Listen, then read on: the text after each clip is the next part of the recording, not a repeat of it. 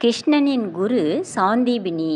அவர் குருகுல கல்வி முடித்தவுடன் குருவுக்கு தட்சணையாக என்ன கொடுப்பது என்று குழம்பிய போது அந்த குரு சொன்னாராம், எங்களுக்கு குழந்தை ஒன்று இருந்தது, அது சமுத்திரத்தில் இறந்து போனது என்று சொல்ல, அவளை உயிரோடு எனக்கு திருப்பித்தா, அதுவே போதும் என்று சொன்னாராம்.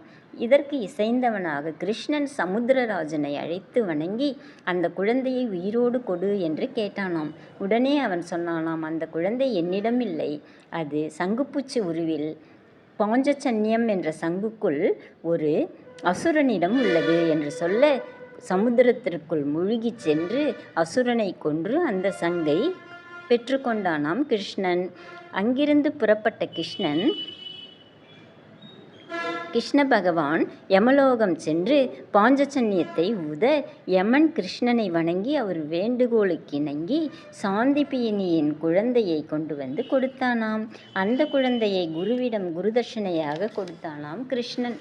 திருஞான சம்பந்தர் எலும்பை பெண்ணரசியாக்கியது போல, சுந்தரர் முதலை உண்ட மதலையை உயிர் பெறச் செய்தது போல, அறவாள் மாண்ட பாலகனை நாவுக்கரசர் உயிர் பெற்றழ செய்தது போல, பேசாத ஊமை பெண்ணை மாணிக்க வாசகர் பேச வைத்தது போல, கிருஷ்ணனும் ஒரு குழந்தையை உயிரோடு பெற்று கொடுத்தானாம்.